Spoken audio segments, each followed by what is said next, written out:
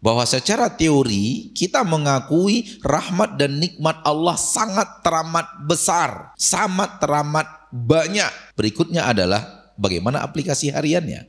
Apakah hari demi hari yang kita lalui, kita merasakan, kita diberikan Allah rahmat nikmat yang sangat teramat banyak, saking banyaknya tak terhitung atau tidak?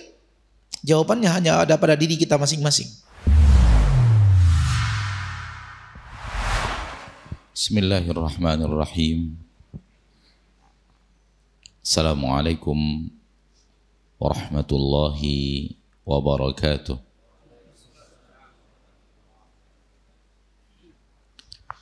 Innal hamdalillah nahmaduhu wa nasta'inuhu wa nastaghfiruh wa na'udzu billahi min shururi anfusina wa min sayyiati a'malina.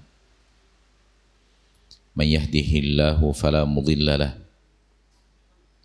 wa man yudlil fala hadiya lah.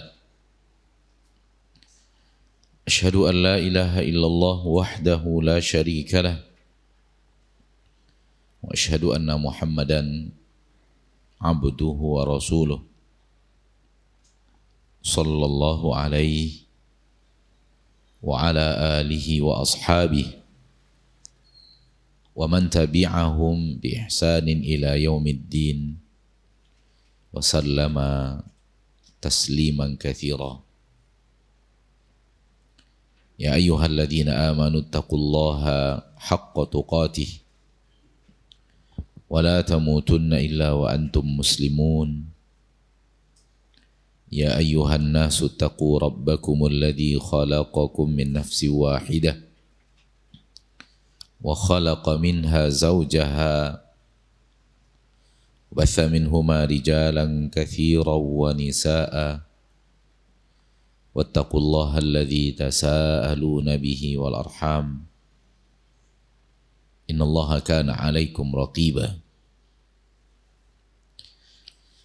Ya ayyuhalladzina amanu taqullaha wa qulu qawlan sadida yuslih lakum a'malakum wa yaghfir lakum dhunubakum wa man yuti'illaha wa rasulahu faqad faza fawzan 'azima.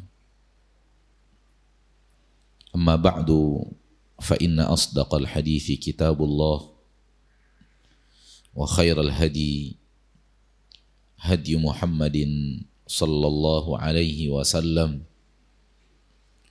syarrul umuri muhdatsatuha fa inna kulla muhdatsatin bid'ah wa kulla bid'atin dhalalah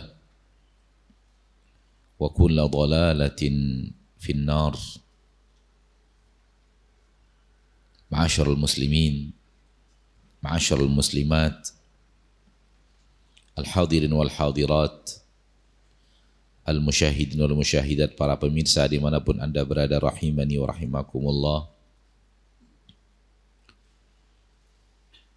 Pertama-tama sekali saya mengajak diri sendiri dan mengajak saudaraku saudariku agar kita bersyukur kepada Allah tabaraka wa ta'ala. Sungguh Allah telah mencurahkan kepada kita rahmat dan nikmat yang sangat teramat banyak. Saking banyaknya rahmat dan nikmat yang Allah curahkan kepada kita, Allah pastikan bahwa kita tak akan mampu menghitungnya. Saking banyaknya Allah pastikan bahwa manusia tak akan mampu untuk menghitung seluruh nikmat-nikmat yang Allah tabaraka wa ta'ala berikan kepadanya. Sebagaimana di dalam ayat yang masyhur dan mungkin sangat familiar di lisan kita, di pendengaran kita, Allah berfirman, wa in ta'uddu ni'matallahi la tuhsuha.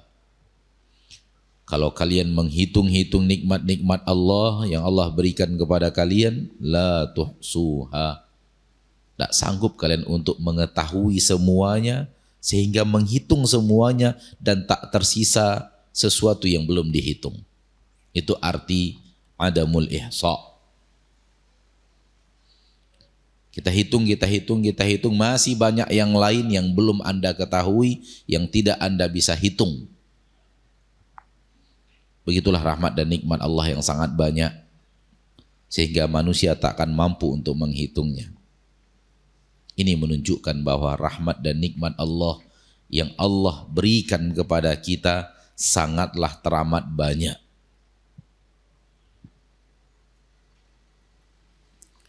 Namun hal yang aneh bin ajaib terjadi. Apa itu yang aneh bin ajaib? Yang aneh bin ajaib adalah kita sebagai seorang manusia tak merasakan besarnya rahmat itu. Kita sebagai seorang manusia tak melihat yang banyak itu.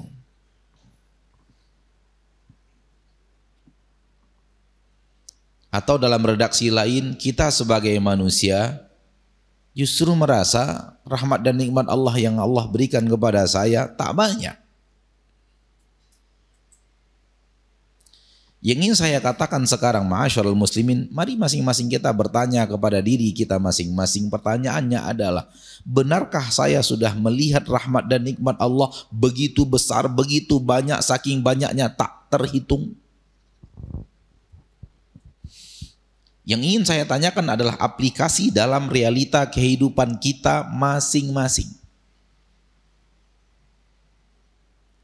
Soal teori bisa saja kita mengakui benar, karena tak mungkin lagi orang-orang seperti kita menyatakan salah terhadap sesuatu yang Allah sebut di dalam Al-Quran. Nggak mungkin lagi sudah. Insya Allah. Duduknya kita di majelis ta'lim, duduknya kita bersama para ustadz kita, telah mendengar para da'i, para ustadz meyakinkan kita dengan seyakin-yakinnya bahwa Allah tak mungkin salah. Sehingga apapun yang datang dari Allah, walau bertabrakan dengan kehidupan manusia, pasti yang datang dari Allah benar, yang ada pada manusia lah yang salah. Itu sudah benar-benar insya Allah matang di dalam hati dan sanubari kita. Itu teori, oke. Lalu bagaimana dengan aplikasinya? Pernahkah kita bertanya kepada seorang wanita yang setiap hari membuka aurat dan auratnya terlihat oleh orang lain dan tanya kepadanya, Mbak, menurut Mbak sebagai seorang muslimah, membuka aurat itu hukumnya apa? Dia akan mengatakan haram. Artinya apa? Secara teori dia mengerti syariat. Namun secara aplikasi harian dia melanggar. Dan manusia kalau sudah bersalah dan tidak mau meninggalkan kesalahan itu, biasanya nyari-nyari alasan.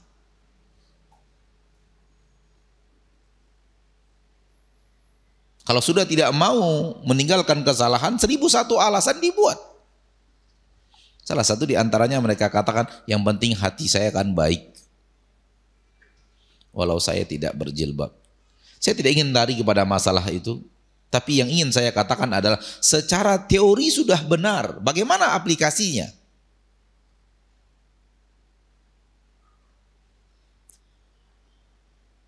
Secara teori wanita ini meyakini bahwa menutup aurat itu hukumnya adalah wajib, dan membukanya sehingga terlihat oleh orang lain hukumnya adalah haram. Secara teori sudah benar.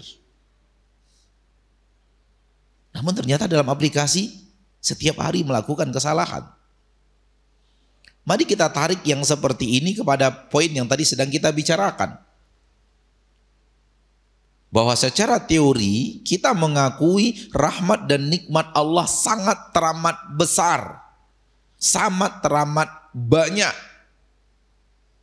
Berikutnya adalah bagaimana aplikasi hariannya. Apakah hari demi hari yang kita lalui kita merasakan, kita diberikan Allah rahmat nikmat yang sangat teramat banyak, saking banyaknya tak terhitung atau tidak? Jawabannya hanya ada pada diri kita masing-masing.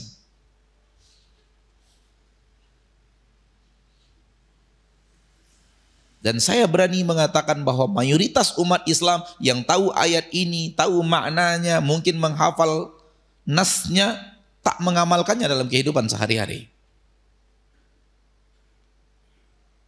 Aplikasi hariannya nggak dapat, nggak pas, nggak benar, salah dan keliru.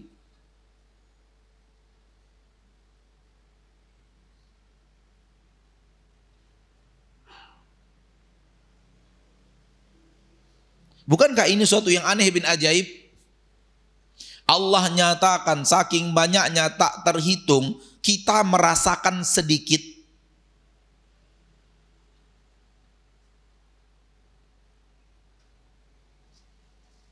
Pernahkah antum berada dalam sebuah lalu lintas yang sangat padat, macet total, lalu ada orang yang bilang sedikit sekali mobil yang lewat di sini? Apa yang akan Anda katakan kepada orang ini? Aneh kan? Mobil begitu padatnya, begitu macetnya, dia mengatakan kok sedikit mobil yang lewat. Hal yang sama dengan yang tadi. Di saat kita merasakan dalam kehidupan harian kita rahmat dan nikmat Allah yang Allah berikan kepada kita nggak banyak, sama seperti itu. Aneh bin ajaib.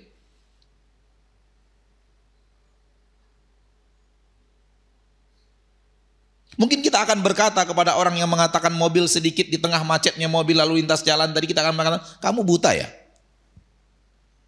Hal yang sama akan kita katakan kepada mereka yang merasakan hari demi harinya rahmat dan nikmat Allah yang Allah berikan kepadanya sedikit, kamu buta ya?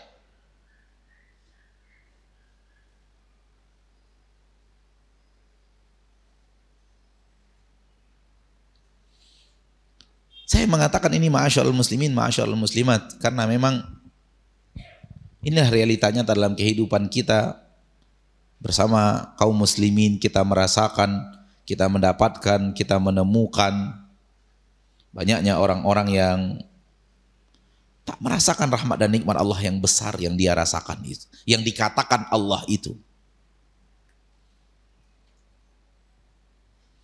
Dan kalau boleh saya mengatakan, saya menemukannya di tengah orang-orang yang sudah rajin pengajian. Bagaimana lagi nasib orang-orang yang tidak rajin hadir pengajian?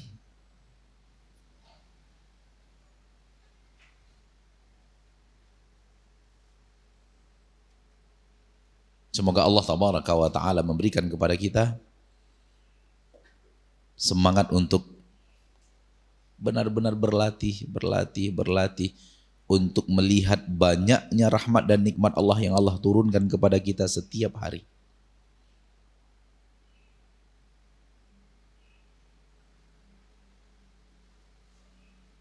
Kalau kita sudah berhasil ke posisi ini, saya akan mengatakan tak akan ada lagi keluhan keluar dari lisan kita dalam kehidupan ini. Lisan kita nggak akan ngeluh lagi. Ini indikasi bahwa kita sudah pandai melihat besar dan banyaknya rahmat dan nikmat yang Allah berikan kepada kita. Sehingga semakin pandai kita melihat besar rahmat dan nikmat Allah, lisan ini semakin hilang keluhan dari dirinya.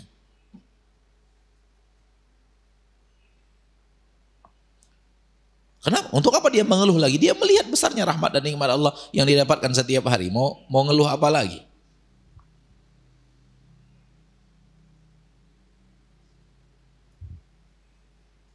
Dan dari keluhan-keluhan lisan itulah kita tahu manusia tidak pandai melihat besarnya rahmat dan nikmat Allah yang Allah berikan kepadanya. Akhirnya hidupnya selalu penuh dengan apa?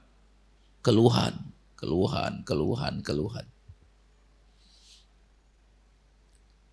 Dan tempat kaum muslimin yang rajin ngaji untuk ngeluh ustadz.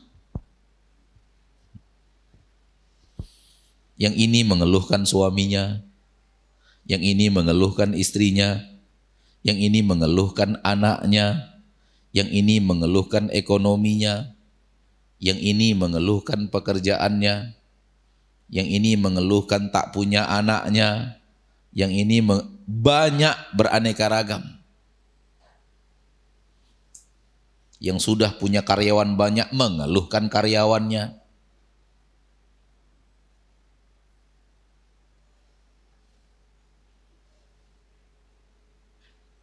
Yang tidak punya pekerjaan mengeluhkan kawan-kawannya yang punya perusahaan tapi tak menerima dia di tempat perusahaan dia. Beraneka ragam sudah. Kenapa keluhan-keluhan itu keluar? Karena yang tadi, kita belum pandai merasakan setiap hari kita diberikan rahmat dan nikmat yang sangat teramat banyak dari Allah yang Maha Pengasih lagi Maha Penyayang.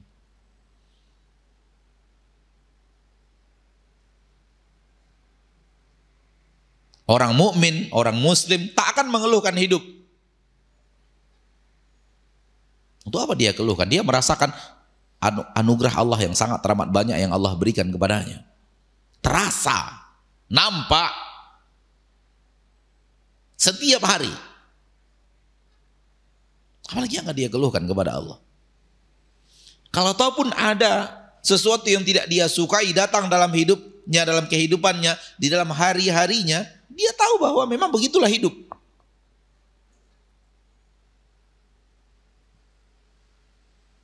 Sehingga kalau toh pun dia menceritakan itu kepada seseorang, bukan untuk mengeluhkannya, tapi untuk mencari cara keluar dari masalah itu kepada orang yang dia sampaikan perkara itu kepadanya. Ini bukan mengeluh, ini meminta nasihat untuk mencari solusi.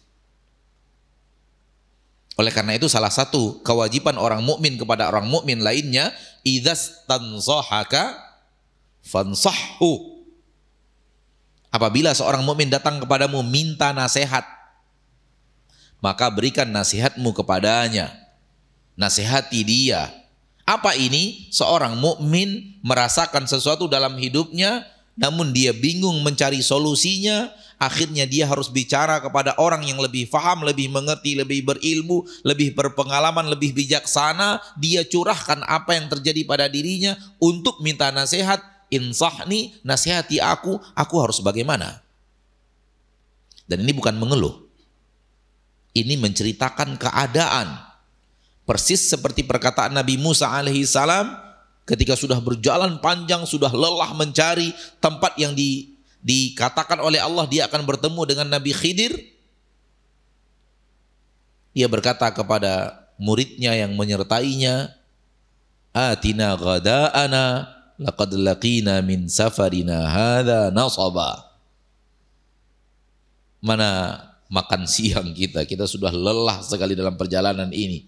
Lelah yang dimaksud oleh Allah dalam perkataan Nabi Musa, kata para ulama, menyampaikan situasi dan kondisi dan bukan mengeluhkan lelah itu. Karena mengeluh nggak boleh. Tapi menyampaikan kondisi dan situasi nggak ada masalah. Al-ikhbar bil waqi', memberitahu apa yang sedang terjadi. Kita sedang lelah, kita sedang capek, sedang ngantuk, nggak ada masalah. Tapi bukan mengeluh. Baik.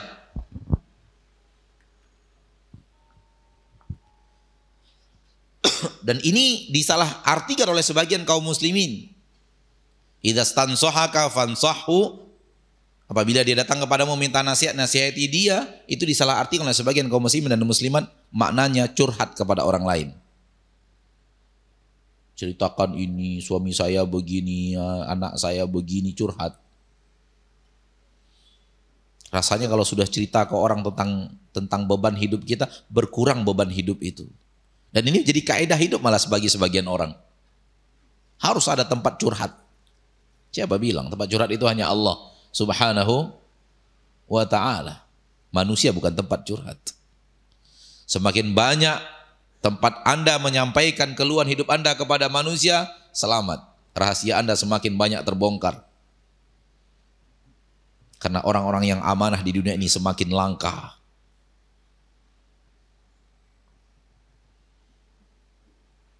Kalau Anda tidak menyimpan aib Anda sendiri, siapa dia yang akan menyimpan aibmu? Kalau bukan orang-orang yang benar-benar bertakwa, dan alangkah langkahnya manusia seperti itu di zaman kita sekarang.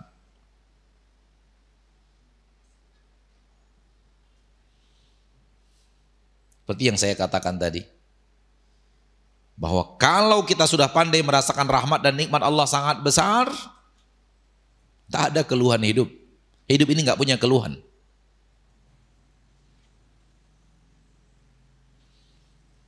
Hidup ini syukur, sabar. Syukur, sabar, ngeluh nggak ada. Dan ketika rahmat dan nikmat Allah besar, berarti syukurnya banyak. Syukurnya besar karena dia merasakan besarnya rahmat dan nikmat Allah. Dan ketika dia merasakan sesuatu yang tidak dia sukai, dia tahu ini sedikit, nggak ada apa-apanya dengan rahmat dan nikmat Allah yang besar yang Allah berikan kepada saya. Cuma segini Allah berikan kepadaku, aku harus bersabar. Ketika dia bersabar mencari solusinya tak kunjung dapat, ada kemungkinan ada orang lain yang mampu untuk memberikan saya nasihat untuk bisa keluar dari masalah ini. Ketika itulah dia cari orang yang amanah dari orang-orang yang ada di sekitarnya, dan itu akan dia sangat seleksi dan selektif dalam melakukan itu. Kemudian dia pergi minta nasihat. Kejadian hidupku begini, aku harus bagaimana ya?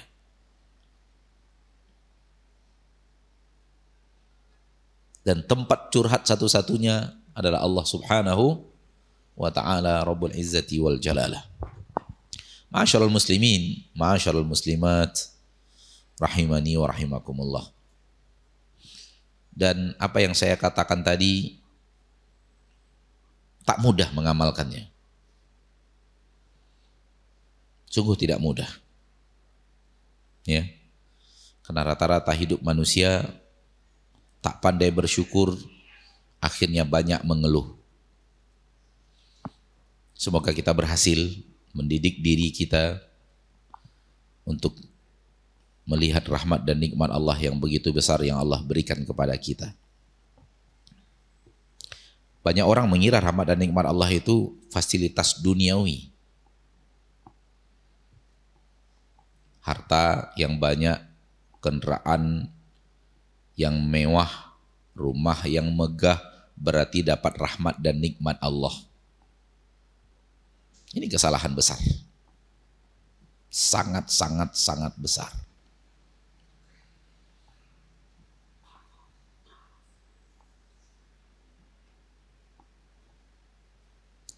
Karena orang semakin banyak penghasilannya, semakin banyak masalahnya. Mana kita mau cari di permukaan bumi orang penghasilannya besar, masalahnya paling minim gitu. Mau cari di mana? Kalau Allah berikan kepada kita nikmat duniawi, harta tak banyak, lalu kita lihat orang punya harta dunia yang sangat banyak, Anda harus juga pandai melihat masalah saya sedikit, masalah dia seabrek-abrek. Jangan lihat harta orang melimpah dengan masalah kecil Anda, lalu digabungkan, ini nggak connect. Antum sekarang hanya jadi kepala rumah tangga, pemimpin di rumah tangga, masalahnya cuma istri dan anak-anak. Lalu antum melihat jabatan sebagai seorang gubernur dengan masalah di rumah tangga, connect nggak? Nggak connect.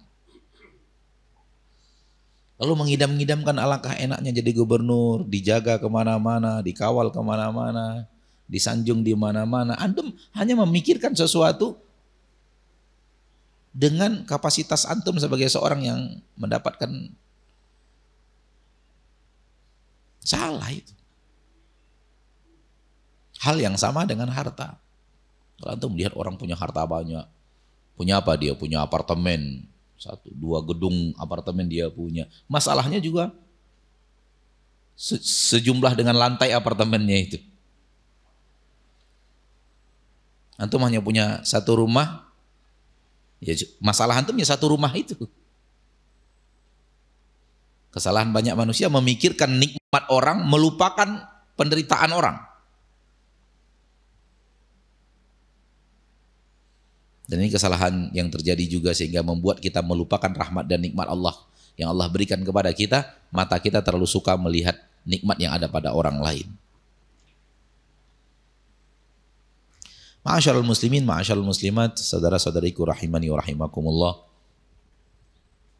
Semua kita, saya yang berbicara, kita semua yang hadir di majlis pada kesempatan yang berbahagia ini, di salah satu rumah Allah ini, semua kita sadar sesadar-sadarnya bahwa kita hidup di dunia ini hanya sementara. Takkan selamanya. Karena semua kita tahu, beriman bahwa ada kehidupan yang kedua bernama akhirat. Bahkan ada kehidupan di tengah-tengah pembatas antara kehidupan dunia dan kehidupan akhirat, hanya kehidupan sementara juga bernama kehidupan di alam barzakh. Barzakh secara bahasa Arab artinya pemisah.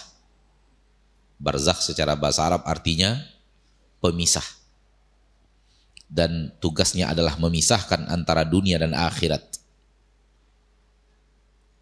Orang yang sudah meninggalkan dunia, sementara akhirat belum datang, maka dia masuk dulu ke alam pemisah. Dan alam pemisah itulah yang disebut dengan alam barzakh.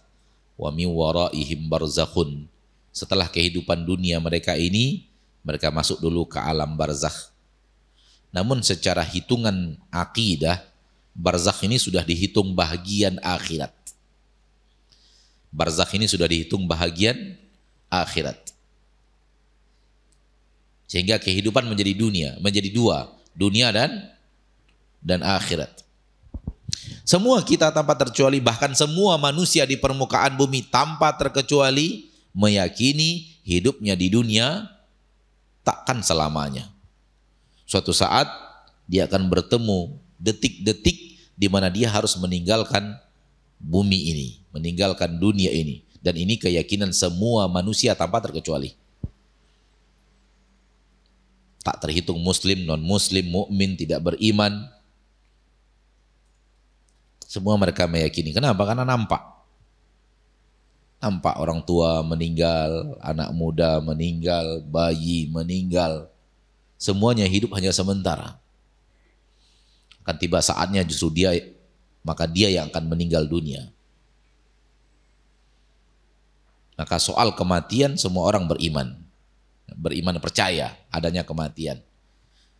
Yang berbeda adalah apa yang ada setelah kematian. Sebagian manusia nggak percaya, dia hanya yang ada hanya hidup di dunia ini, nggak ada yang lain. Setelah mati ya sudah mati habis. Orang kalau sudah punya keyakinan seperti ini, dia akan mencari hidup senikmat-nikmatnya, se-enjoy-enjoynya, di mana dia bisa bergembira ria, berteriak-teriak kegirangan. Itu yang paling dia sukai. Kenapa? Hidupnya memang untuk di dunia ini. Mau ngapain lagi? Hidup hanya sekali. Mau ngapa kita kok capek-capek di dunia ini?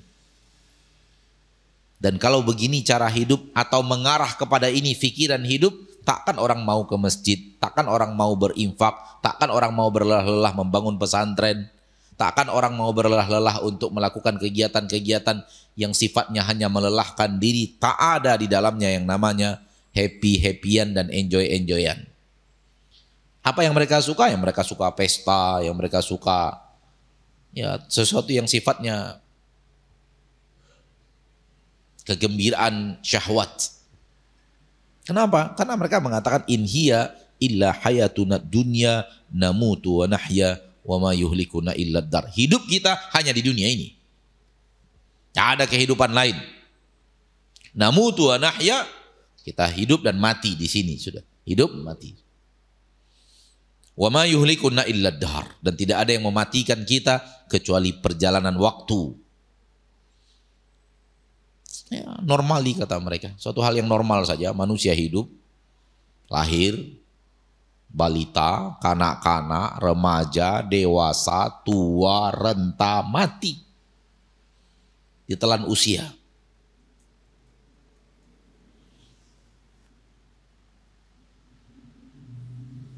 Sebahagian manusia mulai berpikir, kalau hidup kita di dunia ini, setelah itu tidak ada apa-apa, kok kayak keadilan nggak ada ya, gitu. Artinya apa? Orang hidup di permukaan bumi ini baik, orang hidup di permukaan bumi ini jahat.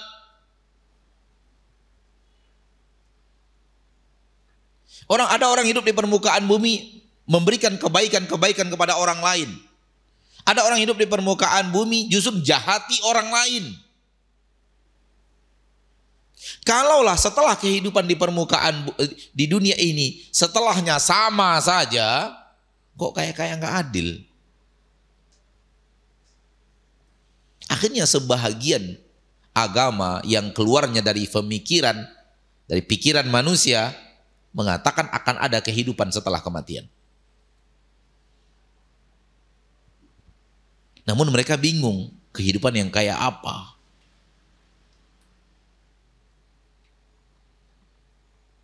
Akhirnya mereka dengan pikiran mereka sepertinya balik lagi hidup ke dunia. Itulah akidah yang mereka disebut dengan reinkarnasi. Kalau dia orang baik, hidupnya baik, meninggal, dia akan lahir lagi. Dia diberikan balasan untuk hidup di bumi lagi, di jasad yang lain. Terus yang jahat gimana? Nah mungkin ini hewan-hewan ini. Hewan-hewan ini ada ruh orang jahat, dihidupkan lagi di dunia, tapi jadi hewan gitu. Kenapa? Karena mereka tidak menerima kalau seandainya keluar dari permukaan bumi sama saja antara orang yang baik dengan orang yang jahat. Gak bisa terima mereka. Logika gak bisa menerimanya. Saya hidup baik. Si anu hidupnya jahat. Saya 60 tahun, 70 tahun berbuat baik. Dia 60 tahun, 70 tahun berbuat jahat. Mati sama saja. Logika saya gak bisa terima. Dan benar itu. Sampai di titik ini benar. Bahwa orang yang baik meninggal dunia dan orang yang jahat meninggal dunia, kalau hasil akhir kehidupan mereka sama saja, gak ada apa-apa, gak ada ganjaran, gak ada balasan, gak adil rasanya. Itu udah benar, cara berpikir yang benar. Dan cara berpikir ini yang Allah bawa di dalam Al-Quran. Di dalam Al-Quran surat Al-Qalam.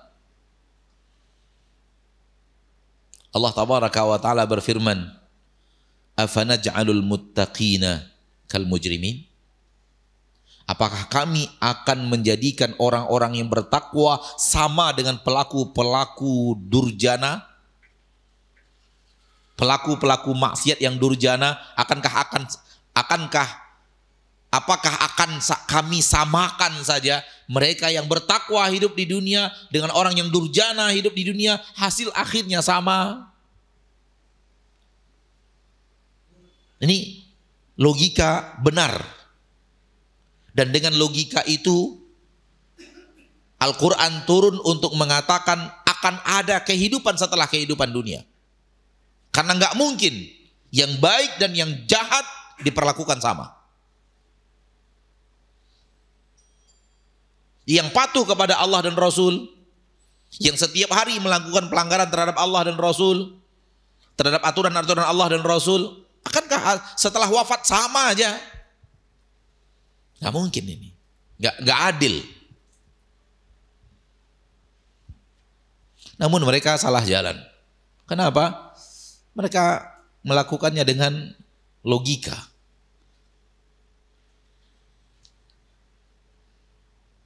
Dan umat Islam diarahkan oleh Allah tabaraka wa ta'ala kepada akidah yang benar. Apa yang akan terjadi setelah kematian? Dan itu diceritakan detail oleh Allah Tabaraka wa Ta'ala di dalam Al-Quran, detail oleh Nabi kita tercinta SAW di dalam hadis-hadisnya. Mulai dari detik-detik ketika dia akan mati,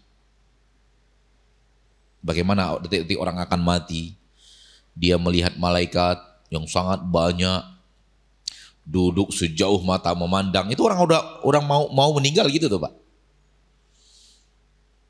Tapi dia sudah nggak bisa interaksi lagi dengan kita di saat-saat seperti itu. Dia nampak malaikat turun dan duduk di sekitar dirinya sejauh mata memandang. Ada kita di situ. Namun kita nggak lihat. Saya ingin mengatakan begini, kalau sudah masuk ke dalam alam akhirat, mulai masuk alam akhirat, tabir gaib mulai diangkat oleh Allah. Sehingga yang gaib itu nampak.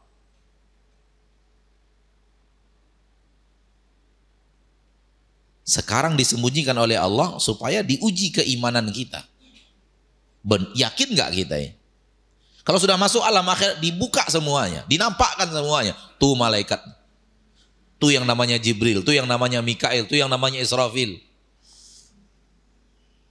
Tuh malaikat langit pertama, tuh malaikat langit kedua, tuh malaikat langit ketiga, terus bersaf-saf. Akan nampak oleh seluruh penduduk masyarakat muslim dan mukmin, dan yang muslim dan bukan mukmin melihatnya. Disitulah keimanan orang-orang yang beriman.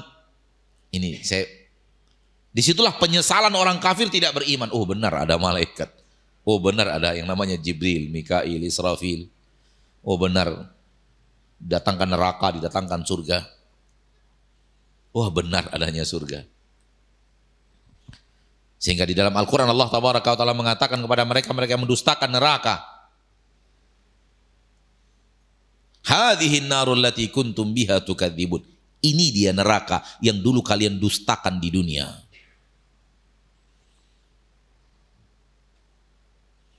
Ini dia neraka itu.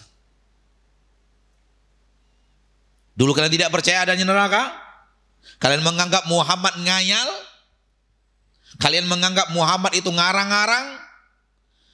Kalian menganggap Muhammad itu membawa asatirul awwalin, cerita-cerita zaman dahulu, zaman kuno yang tidak jelas ada dan tidak adanya. Kalian mengatakan itu. Kalian mengatakan kalimat-kalimat Muhammad tentang surga neraka hanya kalimat-kalimat sihir. Itu dia neraka yang kalian dustakan itu. Namun setelah itu Allah katakan apa? Masuk neraka sana, islauha, masuk neraka. Isbiru aw la tasbiru sawa'un alaikum. Mau sabar di neraka, mau enggak sabar di neraka sama aja, terserah kalian. Sabar bermanfaat di sini, sabar di neraka apa gunanya? Oleh karena itu ketika ada jalan ke neraka di dunia ini, sabar kita, jangan lakukan. Itu jalan ke neraka, sabar.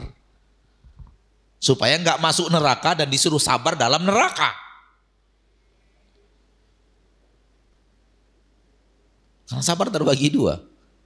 Sabar meninggalkan maksiat, sabar menjalankan taat. Jangan kira sabar itu hanya, sabar terbagi tiga. Sabar meninggalkan maksiat, sabar menjalankan taat, sabar dapat musibah.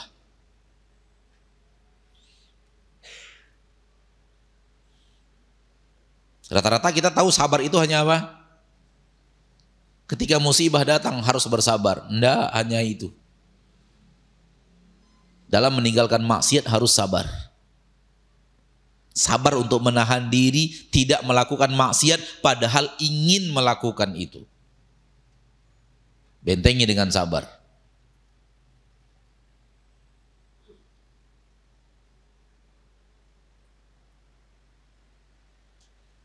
Islauha, masuk kalian ke dalam neraka itu. Fasbiru aw la tasbiru sawa'un alaikum. Mau sabar enggak sabar terserah kalian, sama aja.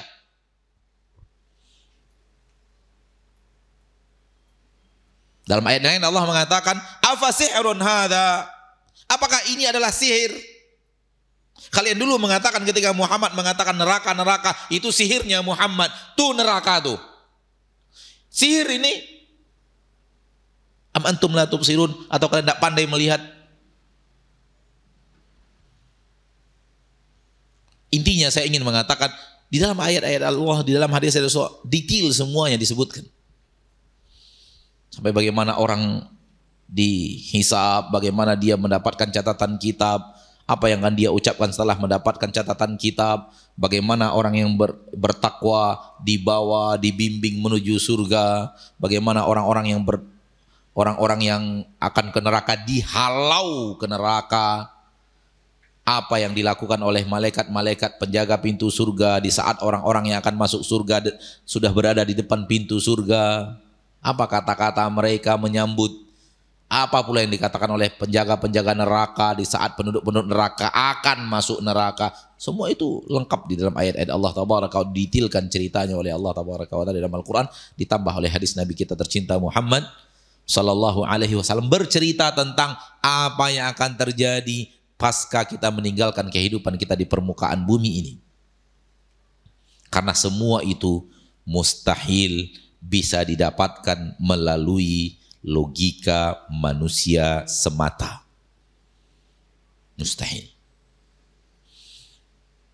Manusia kalau dikembalikan kepada logikanya saja, cara berfikirnya saja, pengalamannya saja, tak akan menembus benteng-benteng gaib ini. Tak akan bisa. Oleh karena itu hal-hal yang seperti itu benar-benar datangnya dari kabar, berita yang sahih, berita yang benar, yang datang dari orang yang amanah membawa berita. Oleh karena itu agama ini Allah titipkan kepada Nabi Muhammad sallallahu alaihi wasallam untuk disuruh sampaikan kepada manusia. Kenapa? Diperintahkan manusia paling amanah, agar tak seorang pun bisa menyatakan kesalahan dalam penyampaian, karena yang menyampaikannya manusia paling jujur yang pernah ada di permukaan bumi. Sehingga berita yang benar itu apabila dibawa oleh orang yang amanah membawa berita. Makanya Bapak Ibu kaum muslimin dan muslimat, kalau dengar berita-berita sekarang, zaman sekarang, lihat pembawa beritanya. Kira-kira pembawa beritanya bertakwa enggak? Amanah enggak? Atau pelaku maksiat? Kalau beritanya datang dari pelaku maksiat, ngapain percaya? Buang-buang waktu.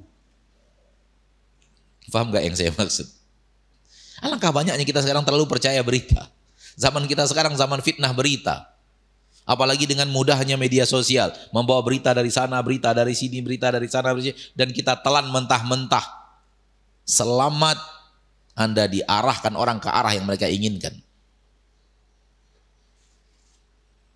Kalau itu yang kita lakukan, pembawa beritanya saja pelaku maksiat, pembawa beritanya saja orang yang tidak bertakwa, pembawa beritanya saja orang yang tidak beriman kepada Allah dan Rasulnya. Kabar dan berita datang dari dia. Gimana caranya kita mau percaya? Nilai amanahnya di mana ini orang membawa berita yang seperti ini sehingga saya harus percaya beritanya? Maka apa yang terjadi ketika kita tidak memiliki kaidah seperti ini? Hidup kita digiring orang dengan berita yang mereka sampaikan.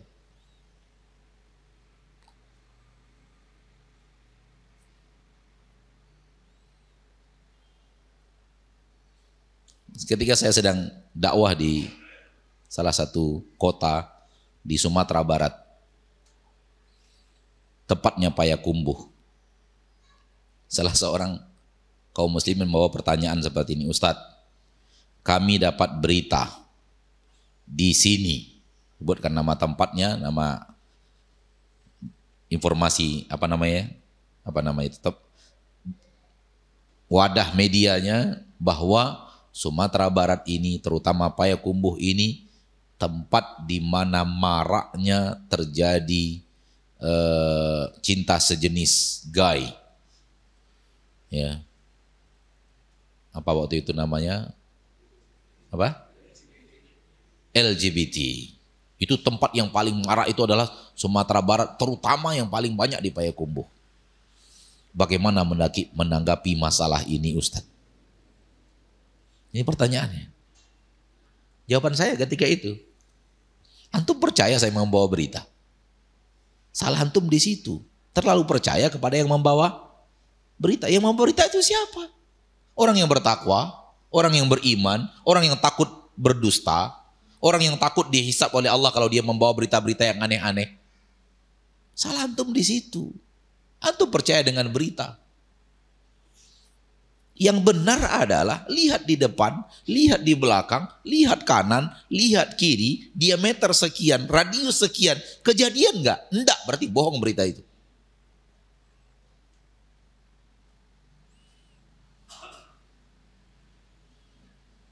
Orang punya maksud-maksud tertentu akan merusak. Jangan terlalu ditelan mentah-mentah informasi itu. Apalagi yang membawanya seperti yang saya katakan tadi. Baik, kembali kita kepada apa yang ingin saya katakan. Bahwa cerita semua itu benar-benar sahih, benar-benar sah, nyata. Dan akan terjadi karena dibawa oleh Nabi Muhammad SAW, manusia paling jujur yang tidak pernah berdusta.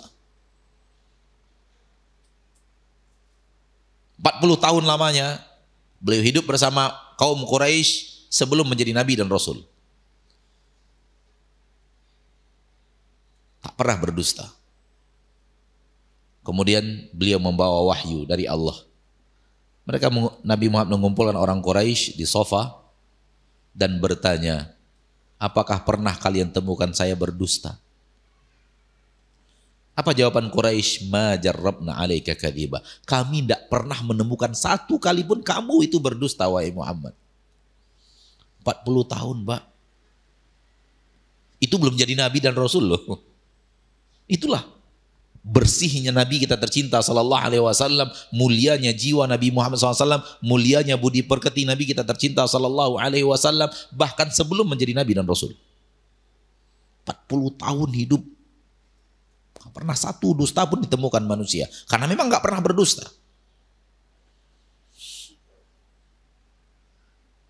Bukan karena pandai menyimpan dusta, tapi karena memang gak pernah berdusta. Nah, berita-berita akidah-akidah untuk apa yang terjadi setelah kematian hanya bisa yang seperti ini.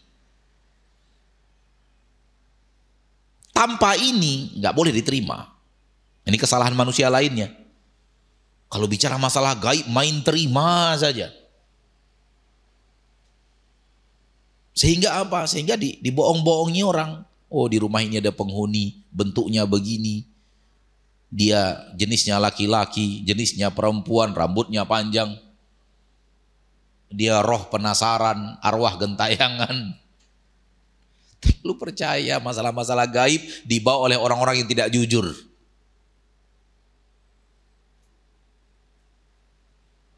Taib.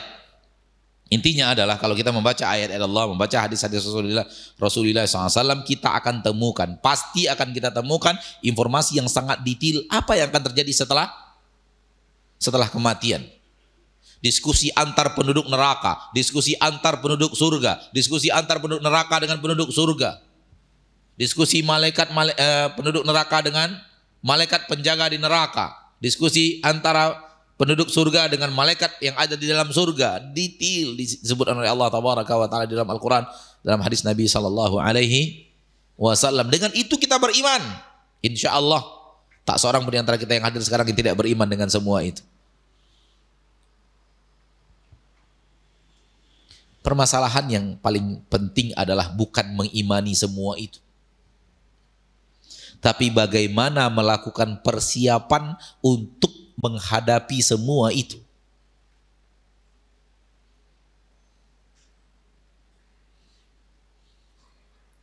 Tahu kita bagaimana kondisi sakratul maut.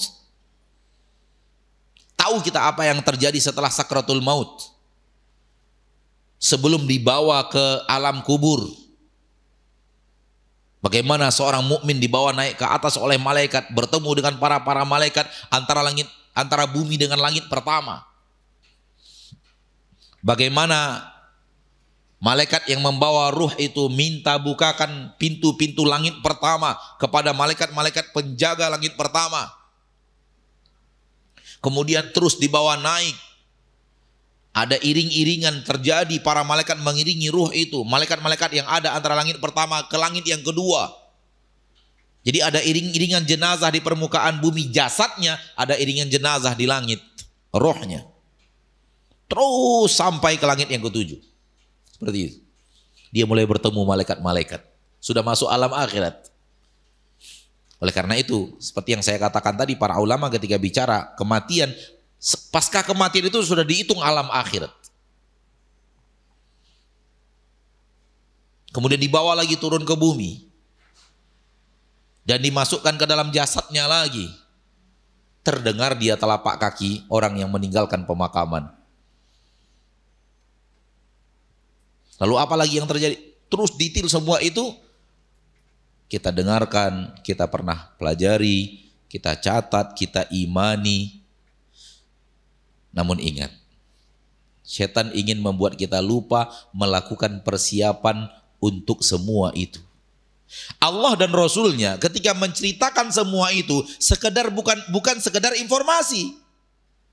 Tetapi Allah dan Rasulnya menceritakan semua itu agar kita melakukan persiapan.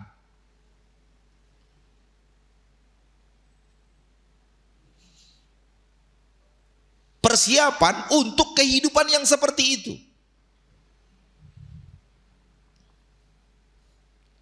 Di awal-awal surat Al-Mutaffifin Allah berfirman, "Wailul lil mutaffifin alladzina idza iktalu 'alan nasi yastawfun wa idza kaluhum aw wazanuhum yukhsirun ala yadhunnu ulaika annahum mab'utsun liyaumin 'adzim yauma yaqumun nasu lirabbil alamin."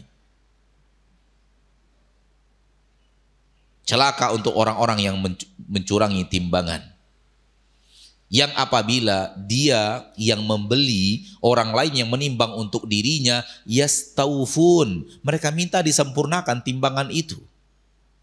Wa idza kaluhum, apabila mereka yang menakar untuk orang lain, aw wazanuhum, atau mereka yang menimbang untuk orang lain, yukhsirun, mereka merugikan orang lain itu. Kalau mereka yang minta, mereka yang membeli, orang yang menimbang untuknya, yastawfun, mereka minta disempurnakan, dipaskan. Tapi kalau mereka yang menakar, mereka yang menimbang, yukhsirun, mereka merugikan. Ala yadhunnu ulaika annahum mab'utsun, apakah mereka mengira bahwa mereka tidak akan dibangkitkan, dihidupkan lagi dalam kehidupan yang kedua pasca kehidupan dunia ini?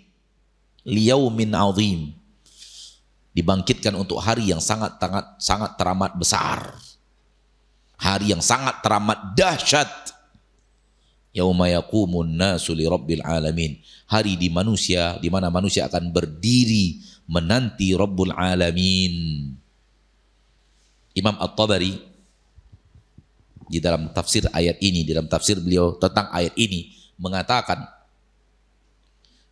membawa nukilan dari para ulama salaf tentang tafsir ayat ini, bahwa manusia ketika dibangkitkan dari kuburnya, manusia itu adalah kita, saya dan Anda, bukan orang lain. Kita ketika dibangkitkan dari kubur, masya Allah muslimat, disuruh berdiri tok, tidak bergerak dari tempat berdiri 300 tahun.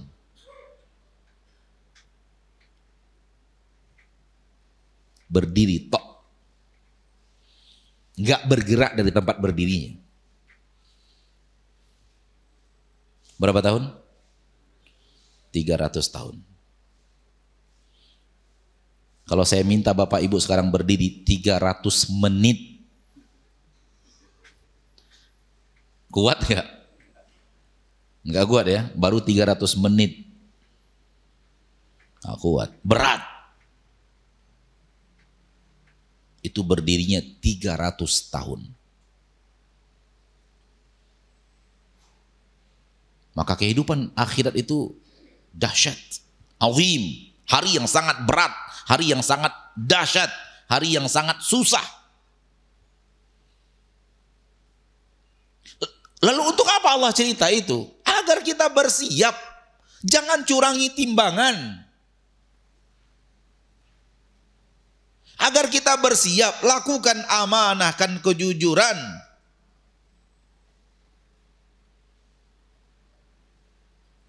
Soal mengimani bahwa itu tidak boleh, mengimani bahwa itu ada, itu akan ada, itu pasti akan terjadi, akhirat akan ada, kiamat akan ada, hari berhisab akan ada surga dan neraka. Kalau tidak berbuah kepada implementasi harian untuk persiapan, gak ada gunanya. Kalau kita balik lagi sama dengan si wanita yang tidak menutup aurat tadi. Kalau kita balik lagi sama dengan seperti itu sudah. Tiap hari dia membuka aurat, ditanya apa hukum membuka aurat? Haram. Apa hukum menutup aurat? Wajib.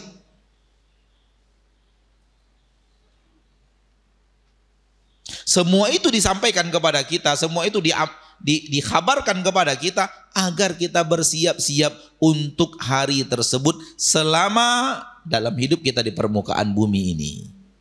Yang sementara ini.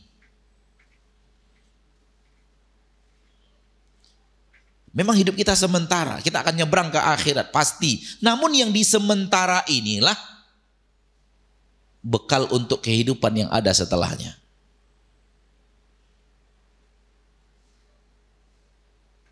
Saya ingin mengatakan begini. Hai muslim, hai muslimah. Bagaimana engkau beragama dalam kehidupanmu yang sementara di permukaan bumi ini, itulah nasibmu di akhirat.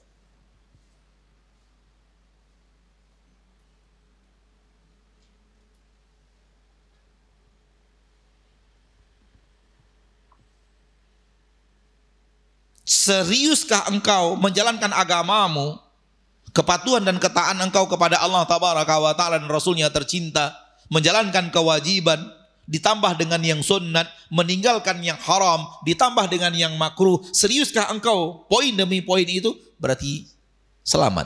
Engkau telah mengukir hal yang hebat untuk akhiratmu.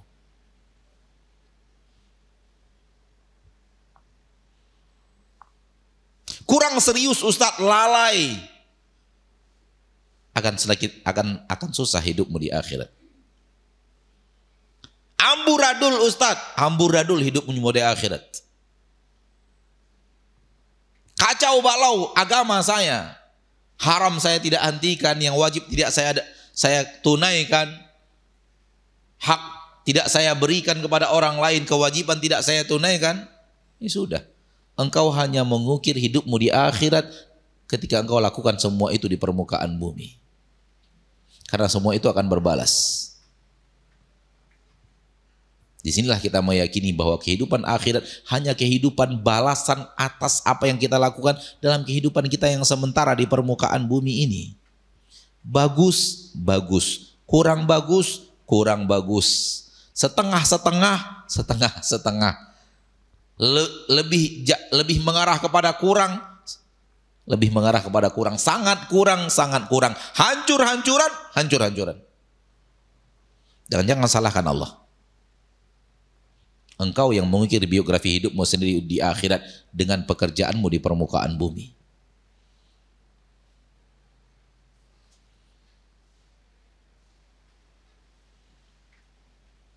Poin ini yang paling penting.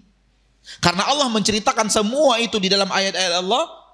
Nabi menceritakan semua itu di dalam hadisnya. Bukan sekedar untuk diyakini ada, tapi maknanya lah bersiaplah untuk itu. Itulah makna yang benar, makna yang sebenarnya ada. Bersiaplah untuk itu.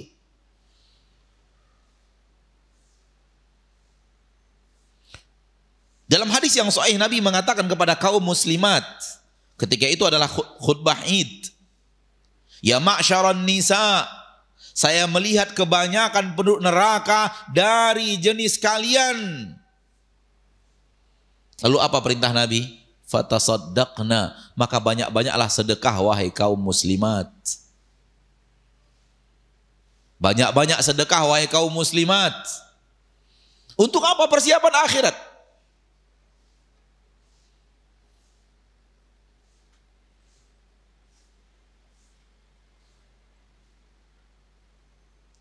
Maka apa yang Allah sampaikan, apa yang Rasul sampaikan bukan hanya sekedar cerita untuk diimani, diyakini, tapi untuk implementasi. Izinkan saya untuk mengatakan agama Islam ini agama aplikasi, aplikatif, bukan agama teori. Percuma teori itu kalau tidak diamalkan.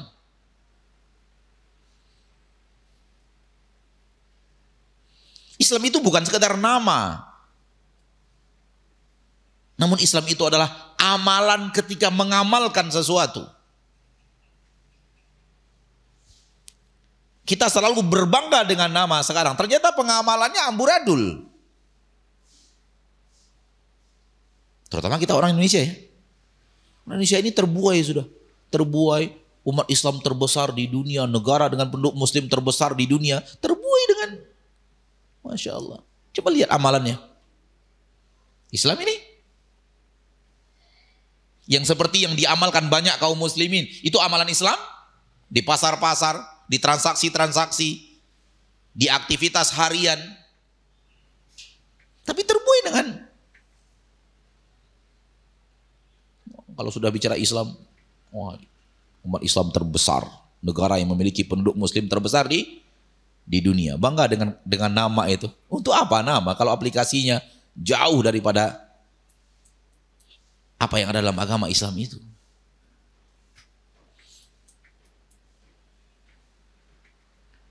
Maka saya ingin mengatakan pada kesempatan yang berbahagia ini, hidup kita ini sementara, jangan terlalu fokus untuk kehidupan yang sementara ini.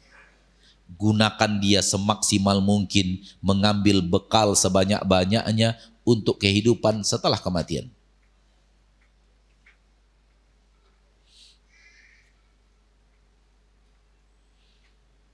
Dan gak lama.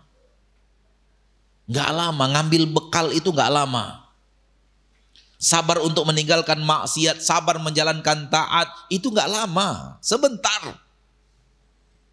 Karena kehidupan kita di dunia ini gak lama Bapak dan Ibu kaum muslimin dan muslimat. Sebentar, banget. Kapan sebentarnya? Seperti apa sebentarnya? Pernah lihat waktu antara asar dan menjelang maghrib? Tahu waktu asar menjelang maghrib? Seberapa panjang waktu itu? Tahu kan? Nah itulah dia hidup kita di dunia ini.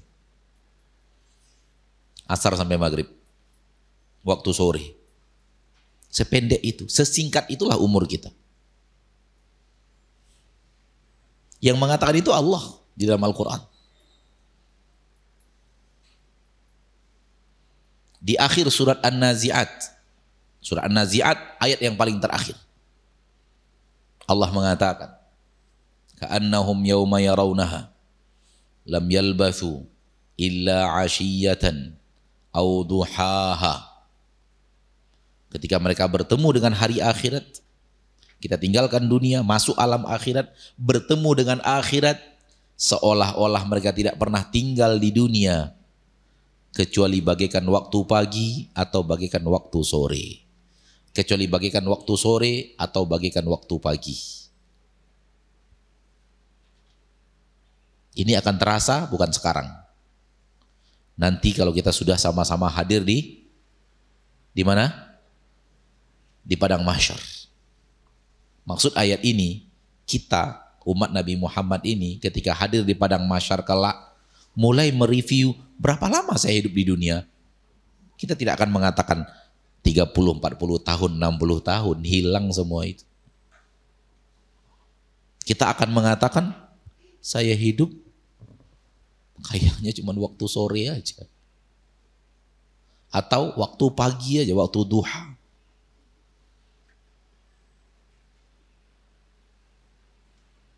Wahai muslim, wahai muslimah, wahai hamba Allah, wahai kaum muslimin dan muslimat yang hadir, itulah umur kita di dunia ini. Namun kita sadari ketika kita sudah sampai di akhirat, noleh ke belakang, memperkirakan usia kita, ternyata kita tidak mengatakan sekian tahun, kita hanya mengatakan sekian menit.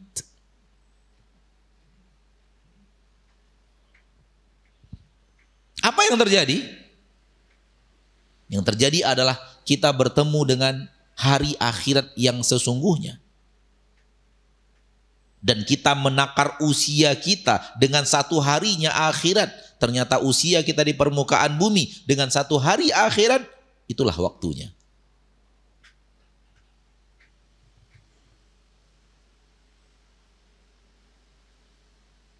Masuk akal enggak? Waktu yang singkat ini kita gunakan untuk menderita di kehidupan yang selama-lamanya. Bukankah sebuah kecerdasan yang sangat cerdas memanfaatkan waktu yang sangat sedikit ini untuk kenikmatan selama-lamanya? Ingat ini terus ketika apapun yang terjadi dalam hidup kita. Kalau kita selalu hadirkan ini, insya Allah Ta'ala tidak sia-siakan usia hidup di permukaan bumi ini.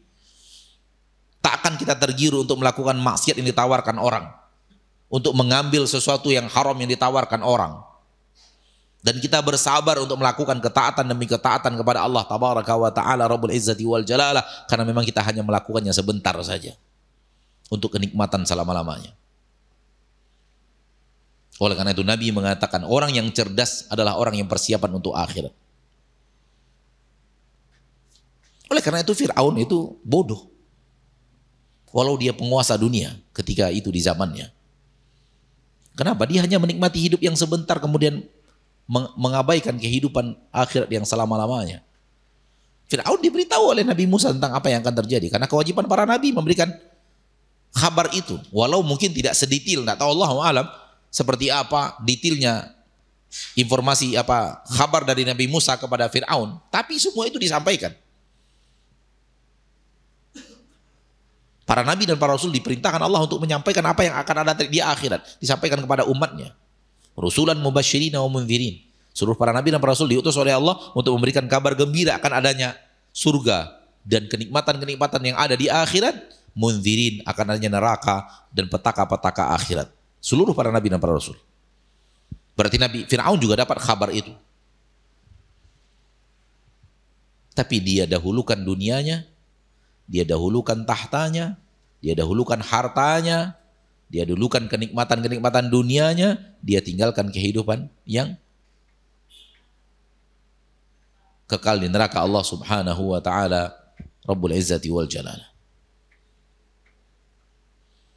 Qul innal khasirina alladhina khasiru anfusahum wa ahlihim yaumal qiyamah.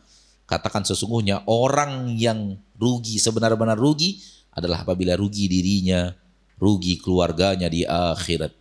Yang rugi itu rugi akhirat. Dunia ini nggak ada kerugian. Bilal bin Rabah seperti itu diadab. Rugi Bilal bin Rabah? Enggak. Justru beruntung Bilal bin Rabah. Karena itu yang membuat dia mulia di sisi Allah. Mendapatkan tempat di hati Rasulullah SAW. Apalagi nanti di surga Allah Subhanahu wa Ta'ala. Maka saudaraku, saudariku kaum muslimin dan muslimat, ingatlah.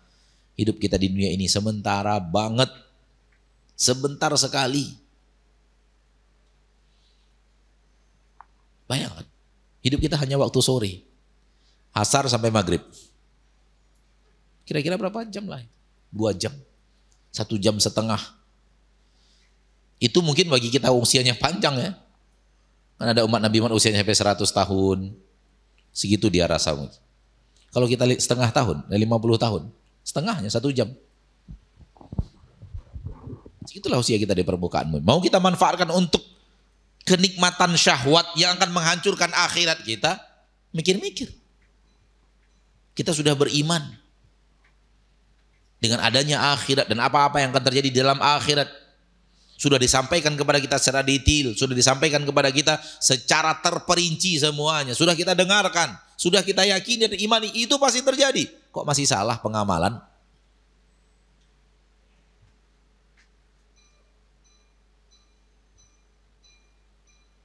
Mari kita benahi amal kita. Waktu kita singkat, jangan sia-siakan hidup di permukaan bumi ini. Ini yang bisa saya sampaikan pada kesempatan yang berbahagia ini secara materi. Semoga Allah Tabaraka wa Ta'ala memberkahi dan memberikan kepada kita manfaat. Waktu yang tersisa kita gunakan untuk menjawab beberapa pertanyaan. Sallallahu wasallam wa baraka wa an'am ala abdihi wa rasulihi Muhammad.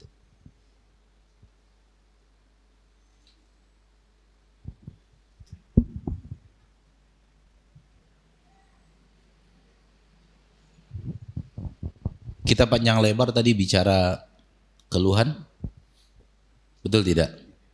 Nah, ini dia keluhan tuh. Secara panjang lebar sampai ke saya.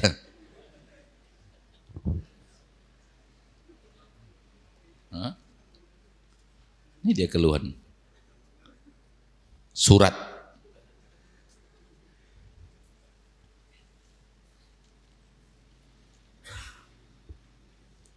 Dan seperti yang saya katakan tadi, kita temukan dalam kehidupan kita bersama kaum muslimin dan muslimat. Suami ngeluhkan istrinya, istri ngeluhkan suaminya, orang tua ngeluhkan anaknya, anak ngeluhkan orang tua, dan seterusnya. Yang sekarang ini suami ngeluhkan istri ngeluhkan suami ini. Masalah rumah tangga tak mudah untuk ditanyakan dalam lembaran kertas seperti ini dan kemudian dijawab. Tak mudah. Terus rumah tangga itu unik, antik, pelik, lengkap sudah. Apalagi kalau sudah bermasalah baru ditanyakan. Itu seminggu nggak kelar bahasnya itu.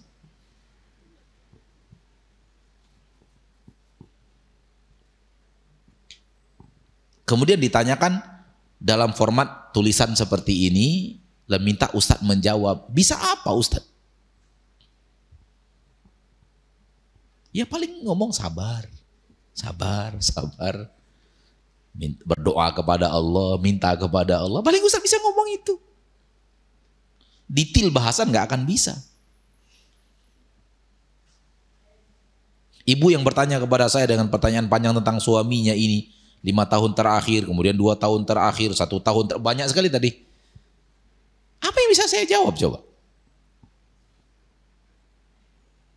Saya nggak tahu detail kejadiannya apa. Di sini juga tidak diceritakan. Saya tidak tahu bagaimana suami, apakah orang yang bisa dinasihati atau tidak. Makanya ini namanya curhat. Keluhan. Ini yang saya katakan dari tadi. Kita menerima keluhan sangat banyak. Nah, kalau ini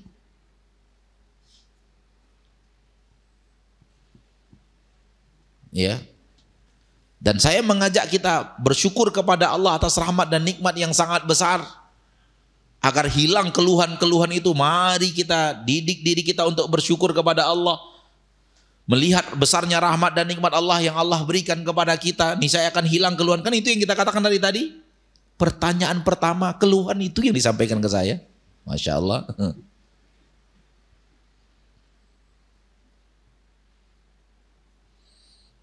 Itu dia. Allah buktikan. Ya. Ini yang saya sebut tadi, keluhan-keluhan itu. Kalau pandai melihat rahmat dan nikmat Allah, berhenti keluhan itu. Suami ibu ini saya yakin tak lebih bejat dari Fir'aun. Yakin saya itu. Namun di istana Fir'aun hidup seorang istri yang dicintai Allah, masuk surga. Betul tidak? Wahai ibu, tujuan Anda hidup di dunia ini untuk ke surga, apapun bentuk suamimu.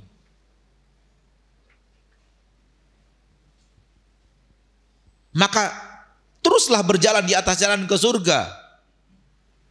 Kalau ada kesalahan suami, nasihati. Kalau masih bisa bersabar, bersabar. Dan itu yang terbaik. Dan kalau memang sudah tidak bisa lagi dinasihati, cari orang yang memang bijaksana dalam melihat perkara, tahu masalah kita, diskusi baik dengannya, bertanya, lebih baik saya mundur dari istrinya atau bertahan dari istrinya dan bersabar. Begitu. Tapi setelah berusaha menasihati dan menasihati dan menasihati. Saya hanya bisa mengatakan itu sudah. Dan suami yang Anda keluhkan dalam pertanyaan Anda ini, ya, tidak menghalangi Anda masuk surga. Tidak menghalangi Anda untuk patuh dan taat kepada Allah Ta'ala. Tidak menghalangi Anda untuk membaca Al-Quran, berzikir, salat, berpuasa. Dan untuk itulah kita diciptakan oleh Allah Subhanahu wa Ta'ala.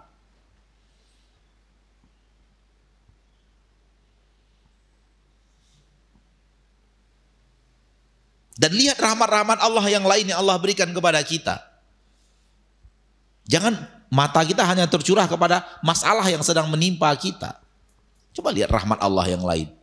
Allah berikan kita anak, Allah berikan kita mata, Allah berikan kita telinga, Allah berikan kita jantung, darah, oksigen, tulang. Allah berikan kepada kita harta, alhamdulillah.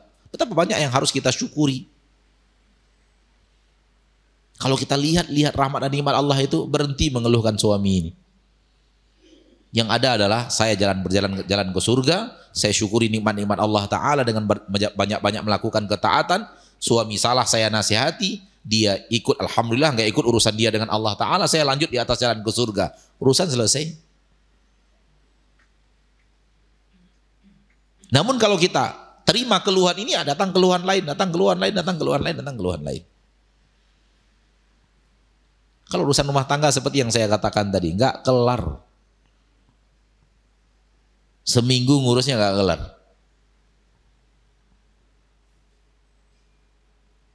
Saya pernah di salah satu kaum muslimin, salah seorang kaum muslimin maksudnya, ngeluhkan keluarga, dan saya katakan, saya nggak akan terima keluhan Anda kalau nggak dua-duanya didatangkan.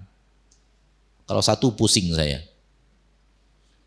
Dan kalau menerima keluhan dari seseorang yang bermasalah, dua orang yang bermasalah, dari sebelah pihak saja, pastikan berita yang didapatkan pihak itu yang benar.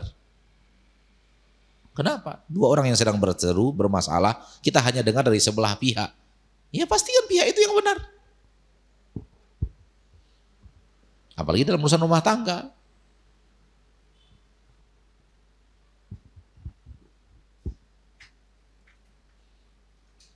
Maka sudah sangat lama saya tidak mau ngurus masalah rumah tangga kecuali kalau suami istri dua-duanya menghadap. Sehingga suami suruh cerita, istri suruh tanggapi, istri suruh cerita, suami suruh tanggapi. Mulai kelihatan siapa yang benar, siapa yang salah. Dan biasanya masing-masing punya kesalahan dan kebenaran.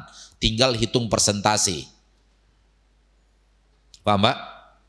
Suami istri dua-duanya bertengkar, dua-duanya menghadap, dua-duanya menceritakan. Itu biasanya masing-masing punya kebenaran dan masing-masing juga punya kesalahan. Dan biasanya hitungan persentase.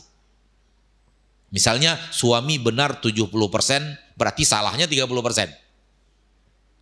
Di sisi sebaliknya, istri yang salah 70%, benarnya 10%, atau sebaliknya.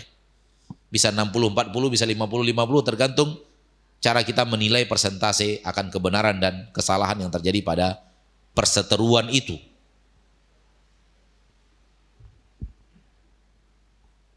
Begitu baru bisa. Dan saya coba selesaikan masalahnya.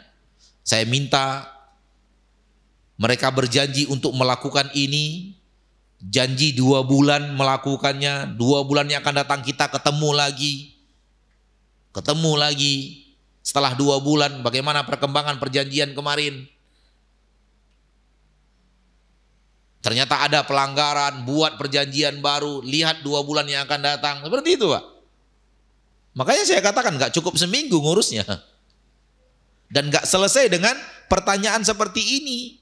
Dan dijawab di pengajian, gak selesai. Apa yang bisa saya jawab coba? Saya gak tahu apa-apa kejadiannya. Kemudian pertanyaan saya terakhir. Suami yang ibu keluhkan ini di pertanyaan ini pilihan siapa ya? Yang milih dia jadi suami dulu siapa? Bukankah ibu juga yang milih? Atau minimal dipilihkan orang tua dan ibu ridho? Ya ridho. Ya sudahlah. Nikmati pilihan sendiri. Bersabarlah untuk pilihan itu.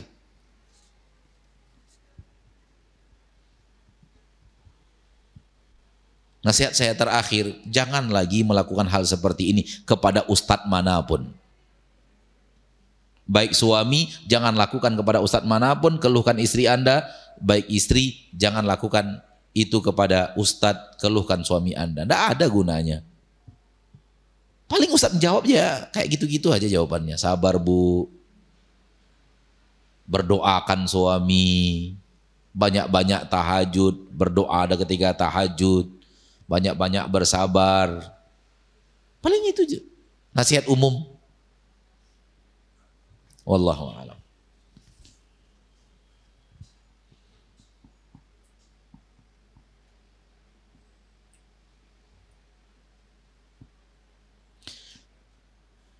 Pertanyaan, mengapa Allah membebankan begitu banyak syariat agama kepada hambanya?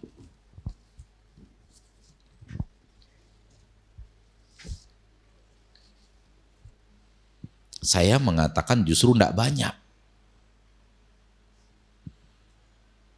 Nggak banyak, Pak. Sedikit.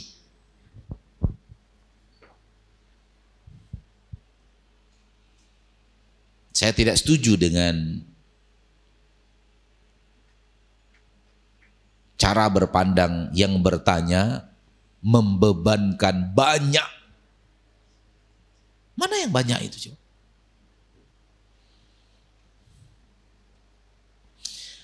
Yang Allah perintahkan kepada kita terbagi dua. Satunya wajib, satunya tidak wajib. Betul tidak? Yang tidak wajib manakala tidak dilakukan Allah nggak akan marah. Betul tidak? Berarti selesai urusan tidak wajib. Tinggal urusan yang wajib. Saya bertanya, mana dia yang wajib itu? Mana dia yang banyak dalam yang wajib itu?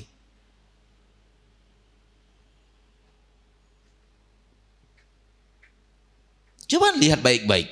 Kita akan menemukan seperti yang saya katakan, tidak banyak kok. Sedikit. Tapi kesampingkan seluruh yang disunatkan. Karena sunat itu kalau tidak dikerja pun nggak apa-apa.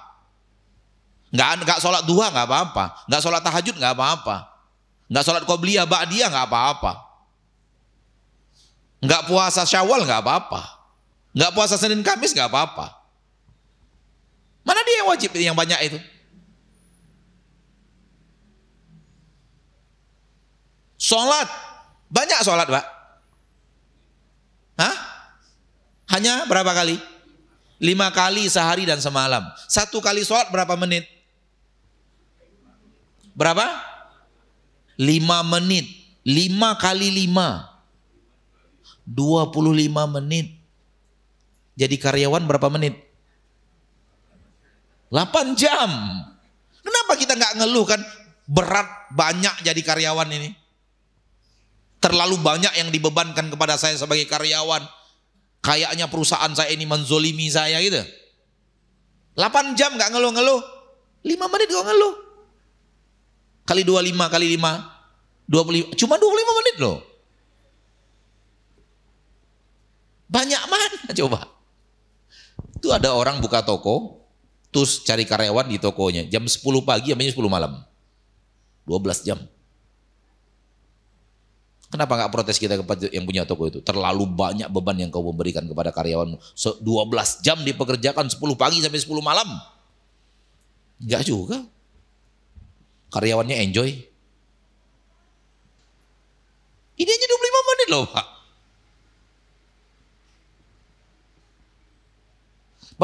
Bapak Ibu pernah ngitung nggak? Berapa jam sehari semalam yang Allah berikan kepada kita? Berapa menit? Berapa menit sehari semalam yang Allah berikan kepada kita, pernah ngitung nggak? Pernah nggak ngalikan 24 kali 60? Berapa? Berapa? 24 jam kali 60 menit. 1440. Barakallah. Saya sudah tahu jawabannya, cuman saya ingin Bapak dan Ibu berpikir aja. 1440. Coba lihat menitnya, satu hari satu malam 1440 menit. Allah hanya minta 25 menit. Sisa berapa? 1415. Yang banyak dari mana coba? Mana dia beban yang banyak itu, mana dia? Salah berpikir kita kalau mengatakan beban syariat itu banyak.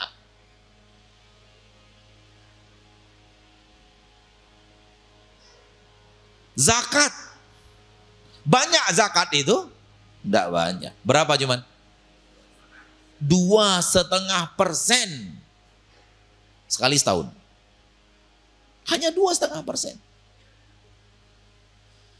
Kalau Allah berikan kepada kita nikmat, Allah berikan kepada kita, curahkan nikmat kepada kita 1 miliar. Allah berikan nikmat 1 miliar. Allah minta zakat wajib. Berapa? 25 juta aja. Sisanya berapa? 975. Mana yang banyak itu coba? Di mana tak banyak ya? Allah kasih 1 miliar, Allah minta 25 juta, sisanya 975 juta. 975 juta dibandingkan 25 juta, mana banyak itu?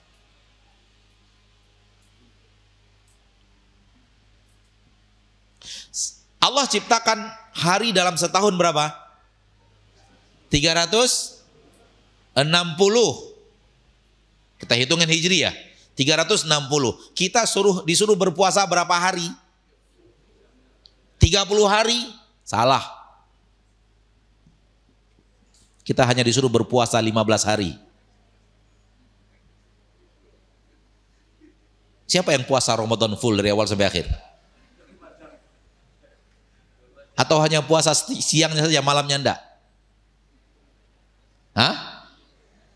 Siangnya aja kan, malam enggak kan? Berarti Ramadan setengah Ramadan kan? 15 hari Pak.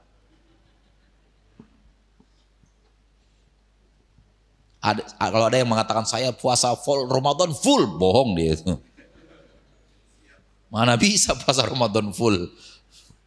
Ramadan full puasa, mulai masuk Ramadan baru berbukanya Idul Fitri?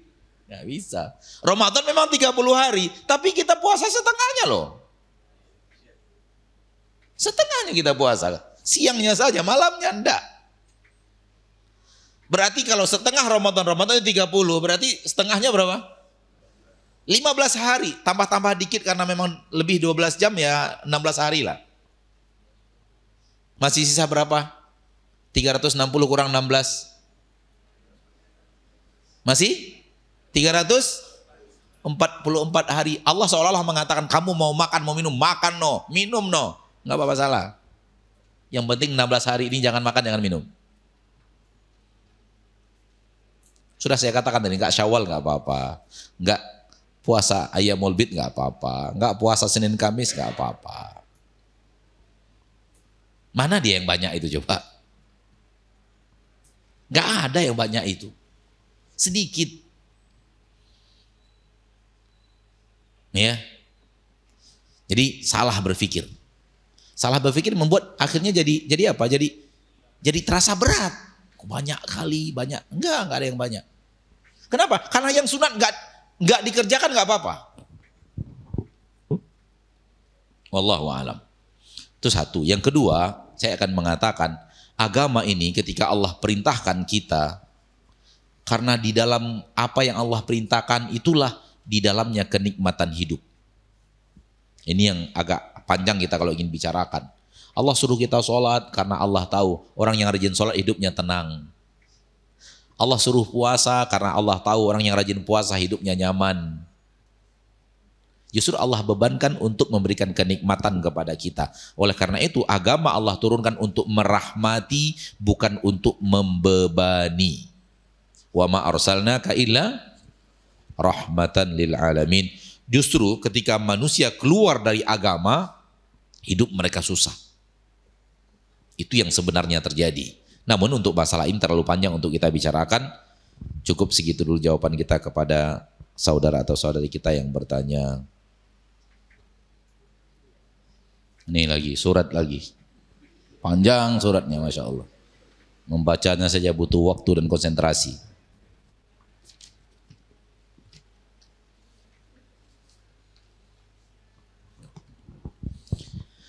Kepada yang bertanya tentang warisan rumah berhubungan dengan ayah beliau, Allahu alam. Ya, saya tidak bisa bicara kasus. Kalau kita tidak tahu kasus itu sebenarnya seperti apa, didengar dari kedua belah pihak, carilah orang yang bijaksana, yang mengerti, yang bisa menghampiri orang tua kita dan berdiskusi dengan orang tua kita. Adapun seperti saya ditanyakan untuk menjawab kasus-kasus di rumah terjadi antara kita dan ayah kita, antara kita dengan suami kita, saya nggak bisa untuk itu. Sebenarnya perkara-perkara seperti yang ditanyakan ini itu larinya kepada pengadilan. Larinya kepada pengadilan, ada hak-hak yang tidak dipenuhi, ada orang-orang yang tidak menunaikan kewajiban. Itulah gunanya ada pengadilan di dalam agama Allah. Dalam agama Allah ada pengadilan, ada al-qudah, ada mahkamah syar'iyyah. Ke sana kita pergi mengadu bahwa hak kita tidak diberikan orang. Dan kalau dinilai kasusnya, dipanggil orang yang bersangkutan, ditanyai, kalau memang seperti yang kita kadukan, mahkamah yang akan mengambil hak kita dari orang tersebut dan memberikannya kepada kita. Dipaksa orang tersebut untuk menunaikan kewajibannya kepada kita. Namun kalau ditanyakan seperti ini, saya hanya bisa bersabar, ajak diskusi baik-baik, karena tak ada solusi dengan saling keras satu sama lainnya.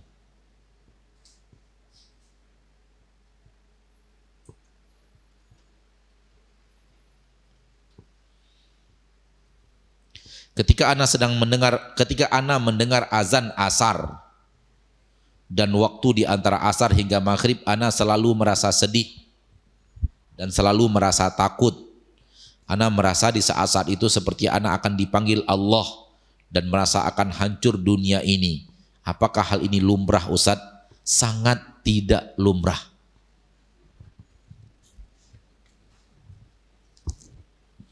Setiap asar rasa takut.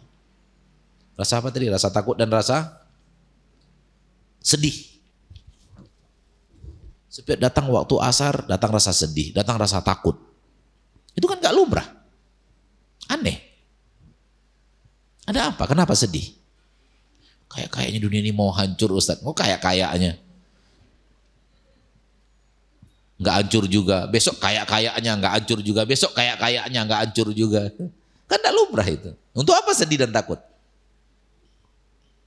Orang mukmin hidup itu optimis.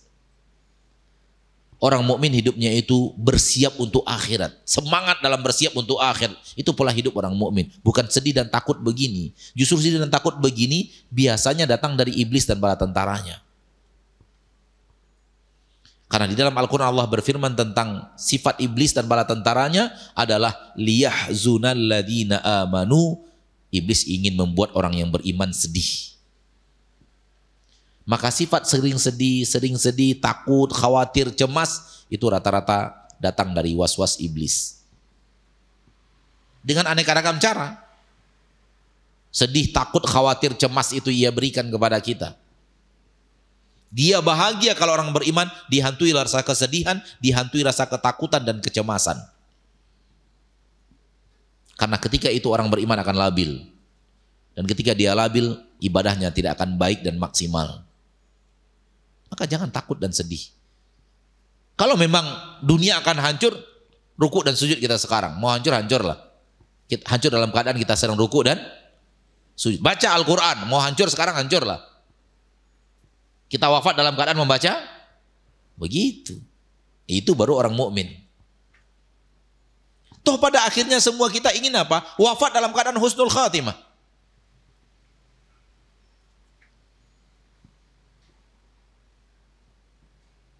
Bahkan orang yang beriman, kalau orang yang beriman ya, yang benar-benar iman, kalau ini hanya kalau ya, nggak akan mungkin terjadi. Diberitahu kepadanya umurmu tinggal 3 jam lagi gitu.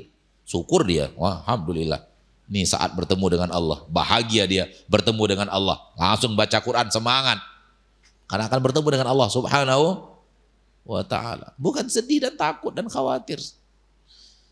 Kata Nabi SAW, orang yang beriman ketika meninggal, dia suka bertemu dengan Allah, maka Allah suka bertemu dengannya. Wallahu a'lam. Jadi jauhkan cemas dan khawatir itu, karena itu tidak baik dan tidak benar. Lambat laun hidup Anda akan menderita, lambat laun Anda akan hidup penuh dengan ketakutan, kekhawatiran, dan malah mulai lambat laun takut bertemu orang. Takut orang berprasangka buruk terus terhadap dirinya. Lambat laun mengurung diri di kamar. Dan sudah bertemu orang yang seperti itu. Bukan saya karang-karang, sudah bertemu dengan orang ngikuti rasa takut, akhirnya apa? Hidupnya di kamar aja ngurung diri. Wah, itu udah parah rasa takutnya. Setiap ketemu orang takut orang takut orang ingin jahat kepada dirinya, berprasangka buruk terhadap dirinya. Jika melihat orang itu takut aja. Jangan sampai ke arah itu. Apalagi yang berhubungan dengan dunia ini. Selagi masih ada orang yang bersyahadat la ilaha illallah di permukaan bumi, dunia belum kiamat. Belum akan kiamat. Selagi masih ada azan berkumandang, dunia belum akan kiamat. Dunia kiamat ketika seluruh penduduk bumi sudah kafir. Wallahu a'lam.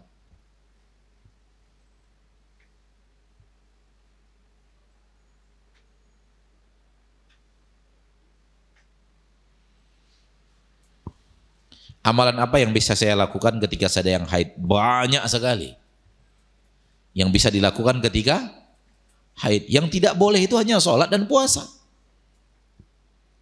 Berhubungan badan suami istri, itu mujma'. Yang lainnya khilaf. Puasa tidak boleh, sholat tidak boleh, berhubungan badan suami istri tidak boleh. Yang lain, terlalu banyak ibadah yang lain. Wallahu a'lam. Sampai di sini pertemuan kita pada kesempatan yang berbahagia ini. Semoga pertemuan ini diridhoi dan dicintai Allah. Semoga diberikan berkah, diberikan hal yang bisa menambah ilmu dan ketakwaan kita untuk menjalankan hari demi hari kita di permukaan bumi yang sangat singkat. Dan yang singkat inilah persiapan kita untuk akhirat. Maka jangan disia-siakan. Semoga Allah wafatkan kita semua di atas husnul khatimah. Semoga Allah mudahkan hisab kita di yaumil qiyamah. Dan semoga Allah jauhkan kita dari nerakanya. Dan Allah masukkan kita ke surganya. Subhanakallahumma wa bihamdika. Asyhadu an la ilaha illa anta. Astaghfiruka wa atubu ilaik. Wassalamualaikum warahmatullahi wabarakatuh.